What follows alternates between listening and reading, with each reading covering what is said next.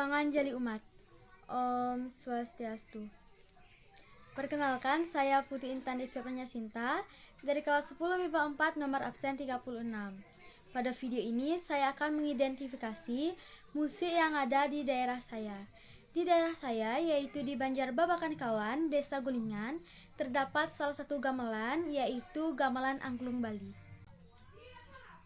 Pendahuluan, seni gamelan merupakan salah satu bidang seni. Seni gamelan tidak dapat dipisahkan dari kebudayaan Bali. Berbagai ritual keagamaan, khususnya Hindu di Bali, sebagian besar diiringi oleh gamelan, seperti upacara dewayatnya, resiyatnya, butayatnya, pitrayatnya, dan manusayatnya.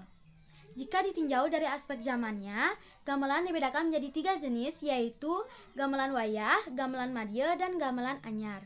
Gamelan wayah itu sudah diperkirakan ada sebelum abad ke-15, gamelan madya itu sudah diperkirakan ada pada abad ke-16 sampai 19 Masehi, dan gamelan anyar itu diperkirakan muncul pada abad ke-20. Hasil identifikasi. Gamelan angklung adalah gamelan tua di Bali. Gamelan angklung menggunakan laras slendro dan tergolong barungan madya yang dibentuk oleh instrumen berbilah dan berpencon dari kerawang. Di Bali Selatan, gamelan ini menggunakan 4 nada, sedangkan di Bali Utara, gamelan ini menggunakan 5 nada atau sering disebut sebagai gamelan saron.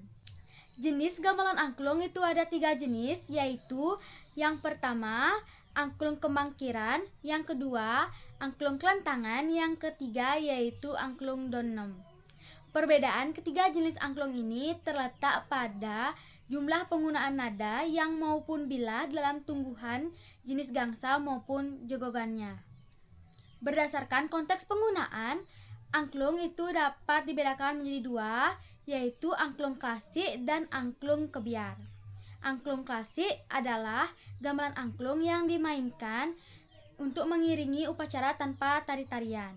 Angklung kebiar adalah gamelan angklung yang dimainkan untuk mengiringi sebuah pagelaran tari-tarian ataupun drama. Instrumen yang digunakan pada gamelan angklung. Instrumen yang digunakan pada gamelan angklung yaitu yang pertama gangsa angklung. Gangsa angklung adalah suatu instrumen yang mempunyai 4 bilah nada yang terdiri dari ndeng, ndung, ndang, ding dengan gaya nada slendro. Salah satu gangsa dapat langsung berfungsi sebagai pengugal atau pemimpin dalam barungan angklung. Instrumen angklung menggunakan alat pukul panggul atau juga panggul gender. Cara memainkannya yaitu satu nada dipukul lalu ditutup sesuai dengan irama yang kita inginkan. Instrumen yang kedua yaitu kantilan.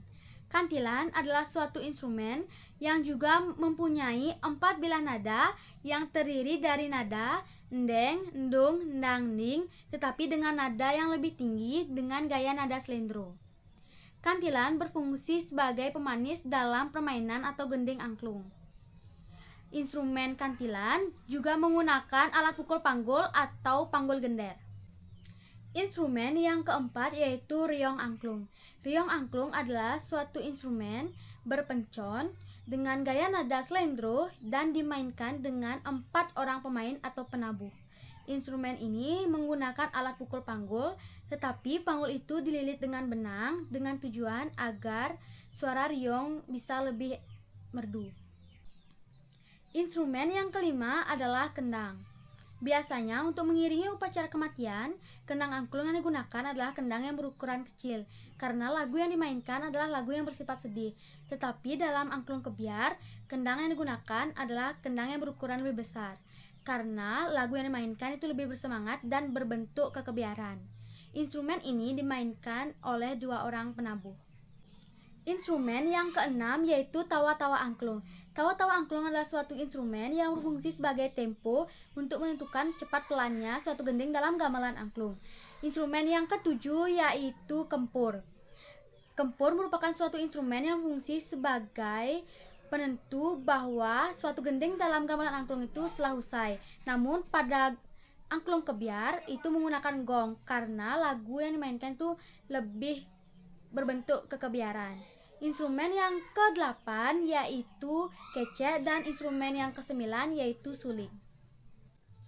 Adapun gending angklung yang dimana gending ini dapat dimainkan dalam upacara Dewa Yatnya, yaitu yang pertama tabuh gila, yang kedua tabuh telu curucuk punyah, yang ketiga tabuh 6 galang kangin. Dalam kegiatan keagamaan Hindu di Bali, gamelan angklung memiliki fungsi yang sangat penting dari zaman dahulu hingga zaman sekarang. Antara lain yaitu yang pertama sebagai pengiring dalam upacara Dewa Yatnya, yang kedua yaitu sebagai pengiring dalam upacara Buta Yatnya.